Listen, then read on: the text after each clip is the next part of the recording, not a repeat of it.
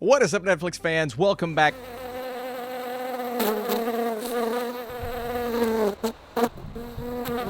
What is up, Netflix fans? Welcome back to my channel. Today we are talking Man vs. Food. No, Man vs. Wild. No, Man vs. Bee. I didn't know what this was. I looked into it, saw who the lead actor was, and said, all right, I think we're in for something funny, but is it good? Let's talk about it.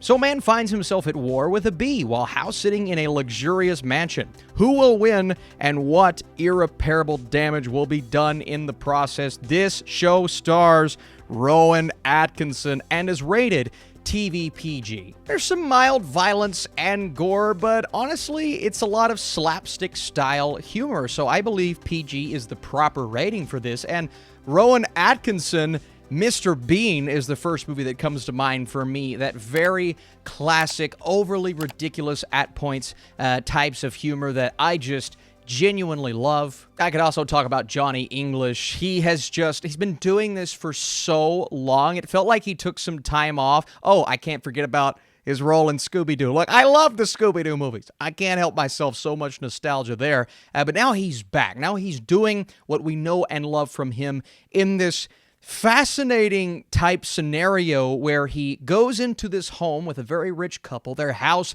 it's overly complicated and convoluted. They have all of these codes and doors that they have to keep closed and doors that they have to keep open. The dog running back and forth. There's an allergy involved, and he's having to remember this. And as he's trying to remember, we're trying to remember all of the things that they tell him. And of course, there's a manual, but every time they say something at the beginning, you're like, oh, well, that's either going to be gone, or he's got to do that, or he has to keep the nuts away from the dog. Everything that is mentioned in the beginning eventually comes to light, and that's the type of slapstick humor that I don't think we've gotten in oh so long, that Rowan Atkinson is perfect for. I don't know if I can imagine anyone else in this role. Maybe, your classic over-the-top Jim Carrey, but Atkinson utilizes his body and his mannerisms and just the looks on his face, the facial expressions all throughout this ridiculous series. Just a bee that has found its way into this house, and he has had enough. He has to take it out. But how is he going to do it when he can't even take care of the house itself? He's not cut out to be a house sitter, that's for sure. But there's also a little bit of a backstory there involving his daughter and just wanting to be with her. And there's a bit of a heartfelt story. You're not necessarily there for that, and in that way, I do believe the tones begin to clash when it tries to be emotional, but thankfully, there's not as much of a focus on that, and not that I don't like a sense of emotion in there and giving us that tiny storyline at the end, and I actually thought it wrapped up in somewhat of a sweet way. Also, the runtime of this series, every episode is 10 to 15 minutes long. Other than the first, which is 19 minutes, but you're establishing kind of the rules, everything that he shouldn't be doing, everything he's not allowed to do, but inevitably he's going to do it. I mean, that's not a spoiler. You know that's coming, right? But as it comes and as it happens, from the flamethrower to the peanut butter to the ridiculous, just that classic, I go back to movies like Ace Ventura, Pet Detective, utilizing the body for humor. I mean, you can go as far back as Charlie Chaplin if you want to. That's the type of humor that I grew up really enjoying. I was a big Looney Tunes fan growing up, and Looney Tunes, it's slapsticky, it's over the top. There's explosions, there's people flying into canyons. This is obviously not to that level. It's more grounded, it's more realistic, but there's the aspect of the bee that is over the top, and there's everything he gets himself into here that does feel outlandish, and occasionally that will come across as, all right, is he just not thinking when he's doing these things? There's a slight disconnect here when it comes to reality, because there are decisions that are made in this show, and that's the balance you're walking with a Mr. Bean type character. Very different character, but you're always thinking into things like, would I do that? Probably not. I feel like I would take a second and think, as opposed to what he's doing, his very irrational actions all throughout this show. And it's almost coming across as carelessness, so that will frustrate some viewers.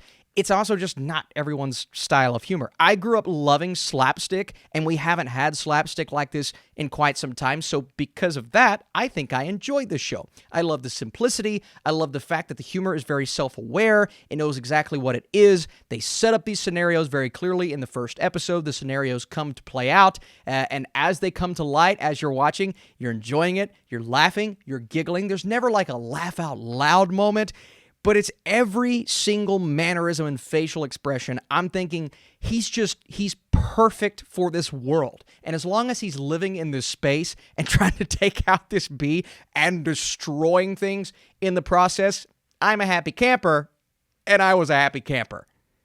I want to go camping.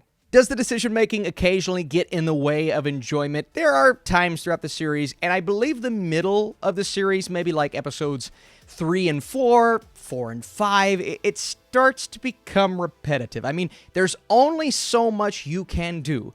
But that being said, I was kind of in awe with the creativity of this show. They would always come up with something new, whether it be not knowing how to open the cabinets or locking a door here, or not being able to unlock a door here, you being stuck while the dog causes chaos. I keep going back to the flamethrower. I loved the flamethrower. Before I give you guys my score, get down in those comments down below. Let me know, did you enjoy Man vs. Bee? Could it have been a movie? Probably. But I think it kind of works as a series, and I love really short episodes because this is one of the easier binges I've had in a while. I honestly wasn't going to review it until you all asked me to review it, and I said, you know what?